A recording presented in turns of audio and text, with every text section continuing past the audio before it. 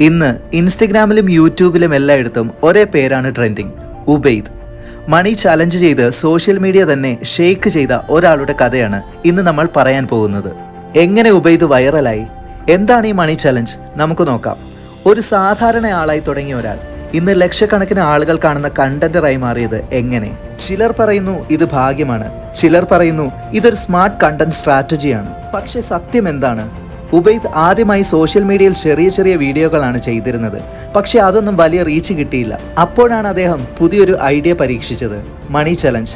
ലളിതമായി പറഞ്ഞാൽ പണം ഉപയോഗിച്ച് ചെയ്യുന്ന ഇൻട്രസ്റ്റിംഗ് ടാസ്കുകൾ, ആളുകളുടെ റിയാക്ഷനുകൾ, സർപ്രൈസ് മൊമെന്റുകൾ, ഇവയെല്ലാം ചേർത്തുള്ള ഷോർട്ട് വീഡിയോസ്. ഈ കണ്ടന്റ് ആളുകൾക്ക് ഉടൻ തന്നെ കണക്ട് ചെയ്യാൻ പറ്റുന്ന രീതിയിലായിരുന്നു. ഒരു വീഡിയോ വൈറലായി മാറിയതോടെ എല്ലാം മാറി. വ്യൂവേഴ്സ് കൂടാൻ തുടങ്ങി, ഫോളോവേഴ്സ് വർദ്ധിച്ചു, ഇൻസ്റ്റഗ്രാം പേജ് വല്ലാതെ ഉയർന്നു. ഇൻസ്റ്റഗ്രാം റീൽസിലും യൂട്യൂബ് ഷോർട്സിലും ഉബൈദിന്റെ വീഡിയോകൾ ട്രെൻഡിങ്ങിലെത്തി. ഇവിടെ തന്നെയാണ് സോഷ്യൽ മീഡിയ ഗെയിം മാറിയത്. ഇവിടെ നമ്മൾ മനസ്സിലാക്കേണ്ട ഒരു പ്രധാന കാര്യമുണ്ട്. വൈറലാകുന്നത് വെറും ഭാഗ്യം കൊണ്ടല്ല. വ്യത്യസ്തമായ ഐഡിയ, ആളുകളുടെ വികാരത്തെ സ്പർശിക്കുന്ന കണ്ടന്റ്, ലളിതമായ സ്റ്റോറി ടെല്ലിംഗ്, സ്ഥിരതയുള്ള പോസ്റ്റിംഗ്, ഇവയെല്ലാം ചേർന്നാലാണ് ഒരു കണ്ടന്റ് വൈറലാകുന്നത്. പക്ഷേ സോഷ്യൽ മീഡിയ ഫെയിം എപ്പോഴും സ്ഥിരമല്ല. ഇന്ന് ട്രെൻഡിങ്ങിലുണ്ടെങ്കിലും നാളെ ഓഡിയൻസ് മാറാം. അതുകൊണ്ട് തുടർച്ചയായി പുതുമ കൊണ്ടുവരുന്നത് വളരെ പ്രധാനമാണ്. മണി ചലഞ്ച് വഴി ട്രെൻഡിംഗ് ആയി മാറിയ ഉബൈദിന്റെ കഥ നമുക്ക് ഒരു വലിയ പാഠം നൽകുന്നു.